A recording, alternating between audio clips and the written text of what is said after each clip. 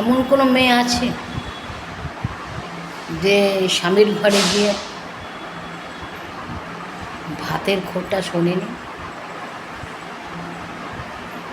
কথাতেই বলে, ভাত দেয় না ভাতারে, ভাত দেয় কথা। আপনি নিজে কাজ করবেন, নিজে খাবেন, তবুও আপনাকে হাজার কথা শুনতে হবে। শ্বশুর শাশুড়ি না, সারাদিন তুমি কি কাজ করো বলো তো? শুধু খাও আর ঘুমাও, এটাই তোমার কাজ। স্বামী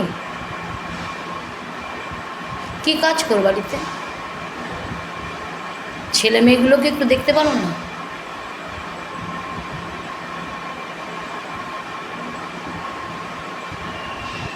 শুধু তো গেলো, গিলতেই তুমি এসেছো আমার পয়সা ধ্বংস করার জন্য।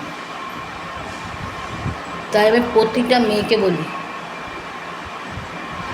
খাবারের খোঁটা শোনা এই যে কী জ্বালা, যে শোনা সে বোঝে। তাই প্রতিটা মেয়ে নিজের আইডেন্টিটি তৈরি করো। যখনই আপনাকে ভাতের খোঁটা দেবে, খাওয়ার ঘুমাও, আমি আমার পয়সায় খাই, আমি আমার রোজগারে খাই, ঘুমাবো বেশ করে।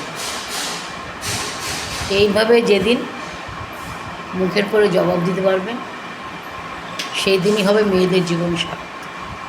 তা প্রতিটা মেয়ে নিজের আইডেন্টিটি তৈরি করে।